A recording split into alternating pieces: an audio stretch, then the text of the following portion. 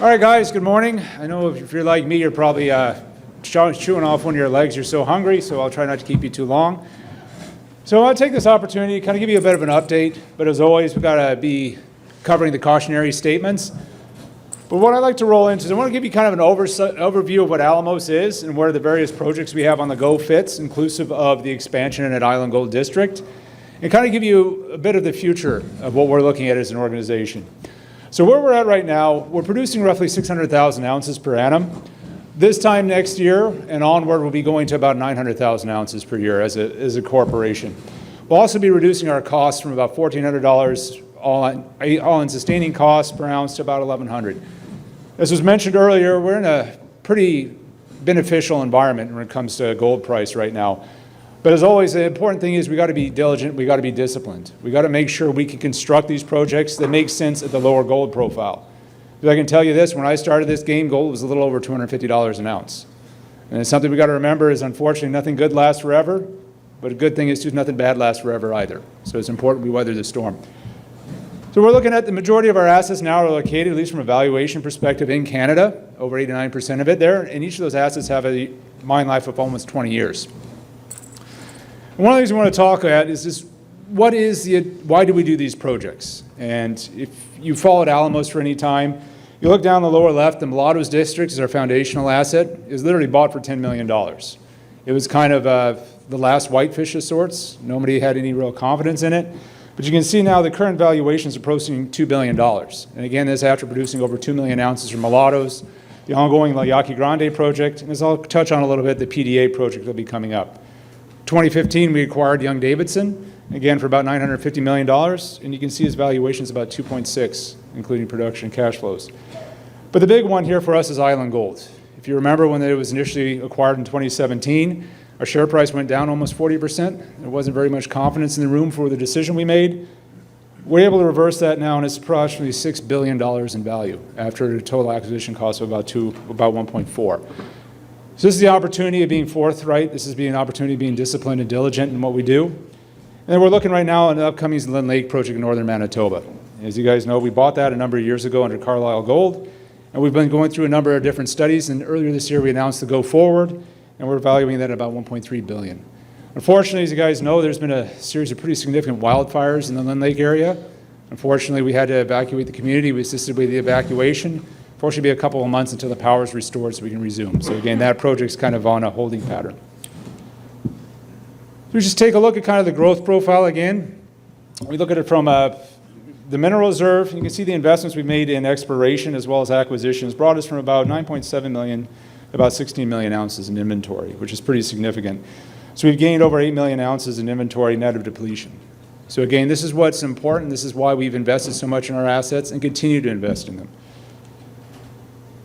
But ultimately, at the end of the day, you can see the impacts of our projects. So as we do the expansion, 2025 is the last full year for Island Gold where we are ramp access. 2026, we'll continue our ramp up in production from the 1,200 tons per day we started this year. We'll be exiting at about 1,500 tons per day. And we'll be going upwards of over 1,650 for the initial part, the pre-shaft, and we'll be about over 2,000 by the close of the year. And then in 2027 onward, we'll be reaching our stride at 2,400 tons a day ex underground. Magino will maintain it at approximately 60 to 70,000 tons per day ex pit. But you can see the growth profile as we go up and we increase our production. And again, we'll go from about 277,000 ounces per annum for the district to almost 400,000 ounces. And again, when we talk about the impact of gold price, you can see when we built the budgets last year, we're assuming gold to be $2,600 an ounce. You can see in 25. Free cash flow organizationally would have been slightly negative. But with the gold price we're seeing now, and even then we thought 3,000 was a bit optimistic. Well, we know what a difference a couple months makes, eh? Over 3,000, you can see our company, we're a little over $150 million free cash flow. And that's net of our projects, okay? You can see as we continue to do our ramp ups, we'll be getting ourselves up to over 400 million free cash flow, upwards almost 600 million, again, depending upon gold price. With the idea being in 2020 and onward, as our projects start hitting their strides, that'll continue to improve. Let's talk our core assets right now. We have our Island Gold District. It is inclusive of the Island Gold Underground, which we acquired in 2017. Magino open pit and milling facilities that we acquired last year. Right now we're targeting, like I said, about 275 to 300,000 ounces. for that project. We're on target to achieve our annual guidance. The important thing is we're a pretty low-cost producer. We're about $1,225, $1,275 an ounce on sustaining cost. Net of project will increase our production over 400,000 ounces per annum, and we'll get ourselves down to below $1,000 AISC. So again, I think we'll be very well positioned for the gold price we're seeing, and we can yield some benefits from it. Young-Davidson, again out in Matachewan. This is, we bought that in 2015. I was actually part of the project there, and that's how I joined the Alamos team. And we've increased we're holding ourselves about 170 to 180,000 ounces per annum. It's a pretty stable producer, and with a stable producer like that, and again at a $1,500, $1,600 ounce, it's a solid cash flow generator for us. Then we talk again our foundational asset in Mulatos. Down in Sonora State, Mexico, it's historically open pit heap leach, where we had the original Mulatos pit. The Aki Grande project now is the Mulatos pit wound down, and now we're looking to revisit the Mulatos resource as a PDA underground. But the important thing is this generated over 2 million ounces for us. It's built our company. And now we look at with those assets, this is where the future will be taking us. As you take a look at the items there, the phase 3, again, as mentioned here, this is not my first time at this presentation. If you'll be following along at home, you realize I initially started here with the phase 3 project, then the phase 3 plus, where we went from 2,000 tons a day to 2,400 tons a day. Now I'm talking what's going to happen after that. If you'll notice right underneath that phase 3 plus construction period, we have a life of mine expansion we're doing. Again, we've acquired the Magino asset. We're looking at how it best fit. Earlier this year, we published a technical report that covered the combined assets. Now we're looking at what's the next step. And anybody who's been in this gold space for a while is, today's record's tomorrow's expectation, right? So we got to understand what can we do? How can we continue to improve? And you'll just watch this space. By the end of this year, hopefully you'll be seeing an expansion case for, again, the combined district. But under the current phase 3 plus expansion, by the latter half of the next year, we'll be completing it, again, increasing our production from 277,000 to over 411,000 ounces per annum.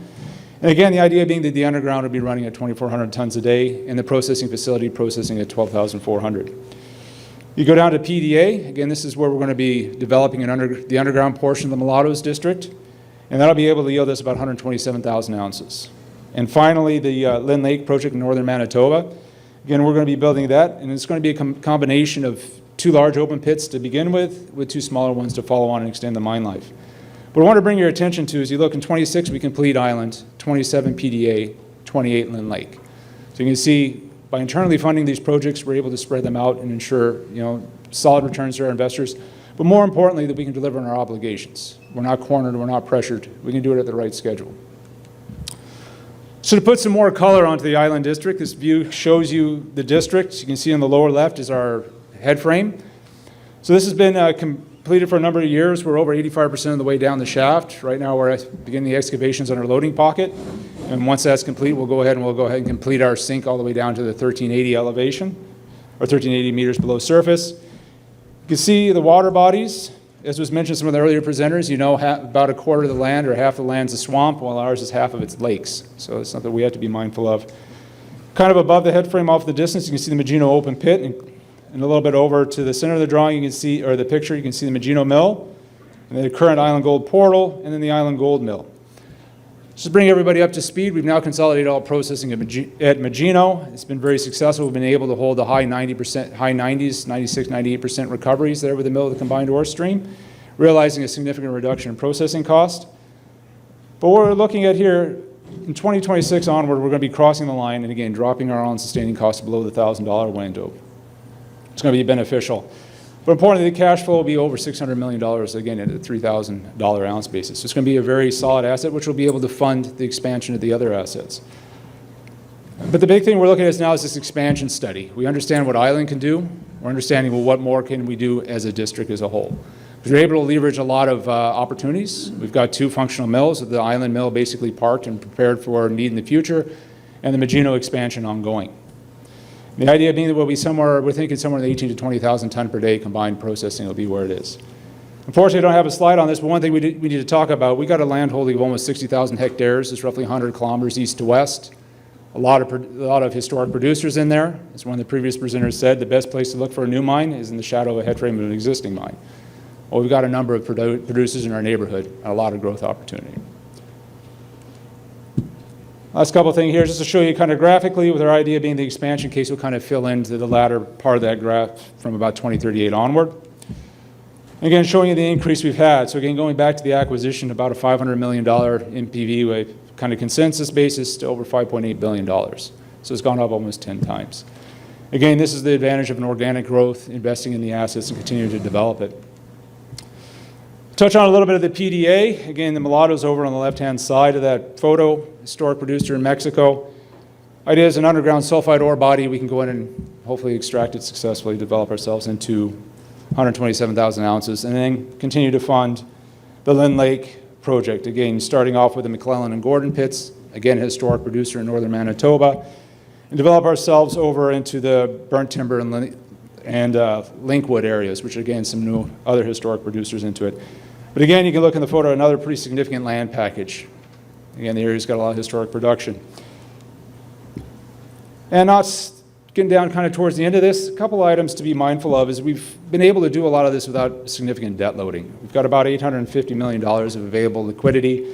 Only $250 million of that's debt. So the rest of it's cash, cash equivalent, and other investments. So we're able to take the opportunities as they come. And this is one of the reasons why we're being so aggressive in the development of the Island Gold District, is not only do we see the potential, but we have the ability to do something about it. Take a look at it at being over $270 million free cash flow. And again, we're looking to grow that year after year on an ongoing basis. And again, we've got 16 years of dividend payment and return almost $400 million to investors. So I think we've got a pretty good track record of running assets. A couple of things we just want to take a look at. Have some more details coming in the future, I promise, but where we're at right now, as you can see, we've got an aggressive number of publications we've done. We mentioned the Lynn Lake study earlier this year, the burnt timber and Linkwood expansion case. We increased our mineral reserves. We published that out in February. We did the Island Gold District as a whole, technical report in June.